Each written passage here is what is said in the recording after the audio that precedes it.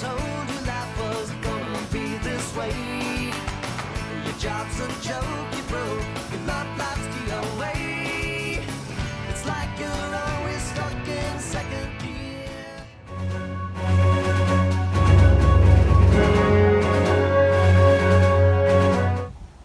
Good morning, Block 3. I'm Kylie. And I'm Mikey, and we're your experts on modern dating. Today, we're going to indulge you in some interesting statistics. First off, let's touch on internet dating. 74% of all adult internet users reported that the internet had an impact on their partnership. Today, there are 49,250,000 online daters in the U.S. Specifically on Match.com, over 19,021 matches occur every day. Now we're going to hear from our field reporter, Carly. Thank you, Kylie. I'm Carly, and today I'm here with Mrs. Ahrens. First off, we heard that you met your husband on Match.com. Could you give us some background information on how it all works? Sure. Yes, part of it's kind of self-explanatory because you're signing up for a service. So you create an account, you go through and you answer questions about yourself.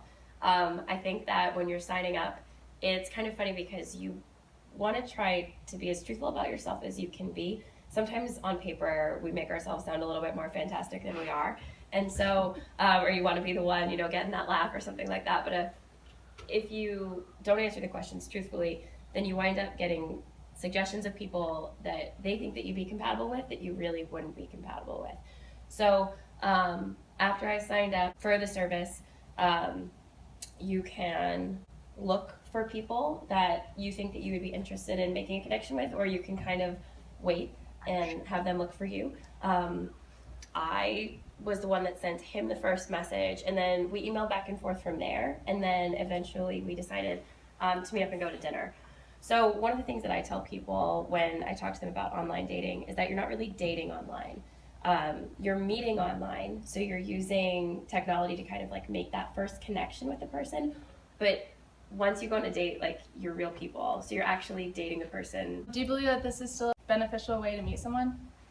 I do. I think at the end of the day, it's just a different way of meeting somebody. Mm-hmm. So whether you meet somebody through like a shared interest, like an activity, or whether you meet somebody while you're out, or if you meet somebody online, I think that, we met online in 2009.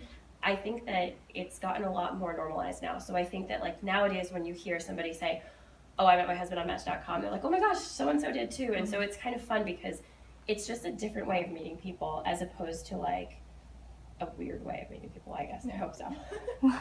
Do you know anyone else who's had as much success as you have with internet dating?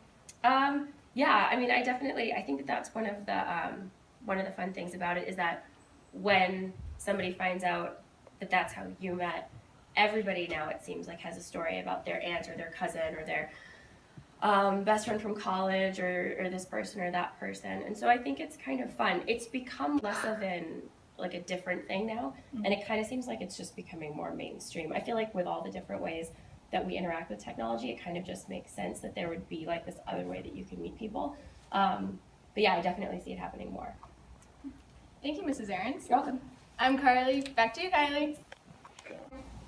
Wow, how interesting. Thank you for that, Carl. Now, for some statistics on how technology has impacted dating today. 41% of 18 to 29-year-olds say their relationships have felt closer to their partner because of texting and online interaction. 23% of relationships have resolved arguments over modern technology. Let's hear the opinions of some parent-teachers who have children that date. How often do you think your children are communicating with their boyfriend or girlfriend through texting and calling? My children. Well, my son doesn't have a girlfriend, and my daughter doesn't have a boyfriend, so never? Yes, she does. Oh, my other one? Yes. They FaceTime all the time. Okay. How do you think this influences your child's relationship? Texting Or calling, yeah. or calling. I think it's a good thing. Or FaceTime. Promotes good communication. Yeah. Yeah, I like it. Okay. Yeah, I think it's a positive thing. Interesting.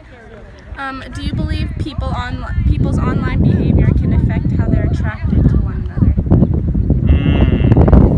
I do. I mean, it wouldn't affect me, but I could see where it would affect other people. I mean, I'm more face-to-face, but yeah, you guys are the kind of texting, non-face-to-face generation, so yeah. How often do you you think your children communicate with their boyfriend or girlfriend through texting or calling, or have in the past? Well, my kids don't have girlfriends right now. When so they did? When they did, probably every day, Okay. all day. It's ridiculous.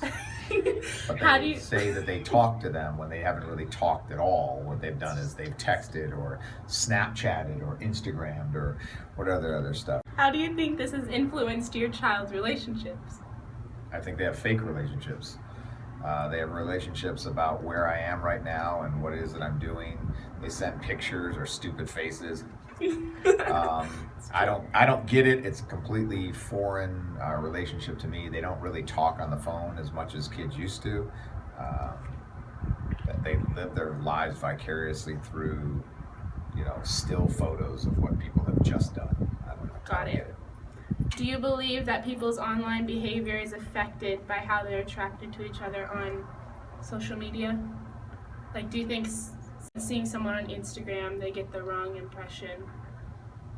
That's a great question. I don't know what impression you get from people on Instagram because I think most of what people put online is fake. So I think girls and boys have a tendency to put things. That's a great question. I don't know what impression you get from people on Instagram because I think most of what people put online is fake. So I think girls and boys have a tendency to put things on Instagram that make them look a certain way. So I'm not exactly sure who anybody is at this point because of the nature of what goes on.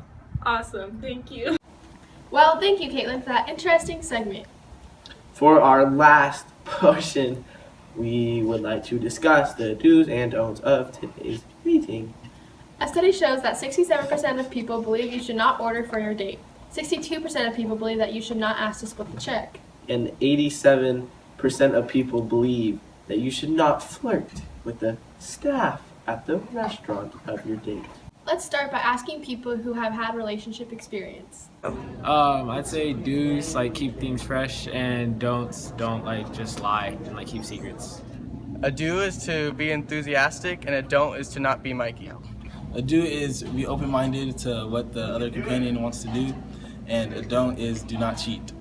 Okay, so a do would be like, don't be too available. Like, tell them you have to check your schedule even if you know you're free, just to like, seem like you're not like too clingy. And then a don't would be, don't be too distant. So don't be like, oh, well, I can't hang out even though you can. One do is to be honest. And the don't is to not ignore them.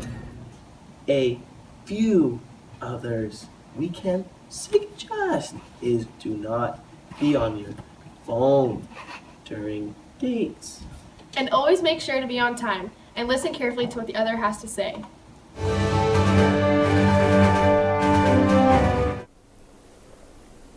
We're filming. In other news, Parents of the Year Taylor Nutt and Mark Michael McLovin inject 3 kids with heroin in order to help them sleep better. Wow, Mikey, you've always had the best news stories. I'm so glad I'm partners with such an intelligent newscaster. Well, this has been fun. I'm Mikey. And I'm Jasmine. And we are Modern Dating.